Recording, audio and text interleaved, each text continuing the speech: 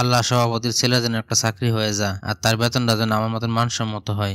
হুজুরে আপনি এটা কি দোয়া করলেন? এই কটা টাকা বেতন দেখে আমার ছেলের সংসার চলবো? সভাপতি সাহেব কেমন আছেন? এই তো আছি ভালোই। তা বলছিলাম যে এই মাসে কি বেতনটা একটু বাড়ানো যায় না?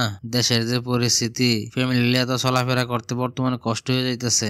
আপনারা হুজুরা না খালি টাকা টাকা করেন, আপনি যে টাকা বেতন পান সেই টাকা তো ভালোভাবে চলতে পারেন। আপনাদের তেমন আর কি খরচ, মাসের মধ্যে 20 দিনে দাওয়াত খান, আর দাওয়াত খাইতে তো হাদিয়া পাইতে আছেন, ফ্যামিলি রেখে আছেন দেশের বাড়িতে, এখানে মসজিদে থাকেন, কোনো ভাড়া লাগে না, তারপরে খালি কয়দিন পর কোন বেতন বাড়াইতে।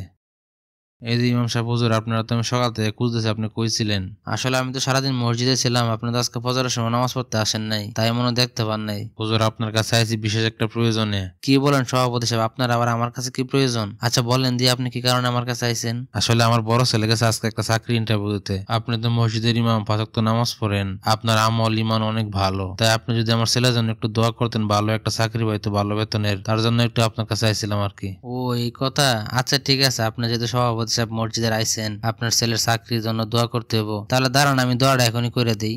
হুজুর দোয়াটা এখন করলে তো আরো বেশি ভালো হয়, একটু ভালো করে দোয়াটা করেন যাতে আল্লাহ কবুল করে এখনই। আল্লাহ গো, আমাদের মসজিদের সভাপতি সাহেবের বড় ছেলে চাকরির জন্য গেছে, আল্লাহ তুমি তার চাকরিটা কবুল করে নাও, আর তার চাকরির বেতনটা যেন আমার মতন মানসম্মত হয়।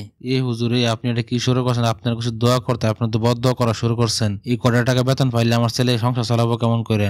ও এতক্ষণ পরে তাহলে বুঝতে পারছেন যে আমার বেতন কম। আরে আমিও তো এই সমাজের একজন মানুষ, আমার তো চলতে ফিরতে কিছু টাকা পয়সা খরচ হয়, আমারও তো একটা সংসার আছে। আপনারা মসজিদ কমিটির আসলে এরকম, নিজের বেলা 16 আনা আর মসজিদের ইমামের মুয়াজ্জিনের বেতন দেওয়ার সময় 6-9 করেন। আসলে হুজুর আমি বুঝতে পারছি, আমার আর লজ্জা দেন না, যান সামনের মাস থেকে আপনার বেতন বাড়াই দেবো। যাক, অবশেষে আপনি বুঝতে পারছেন, আপনার বুঝাইতে পারছি, তার জন্য আপনার ধন্যবাদ। প্রিয় দর্শক, ভিডিওটা কেমন আছে আশা করি অবশ্যই কমেন্ট বক্সে কমেন্টস করে জানাবেন, আর ভিডিওটা যদি ভালো লাগে থাকে অবশ্যই একটা লাইক কমেন্ট শেয়ার করে দেবেন। ধন্যবাদ সবাইকে।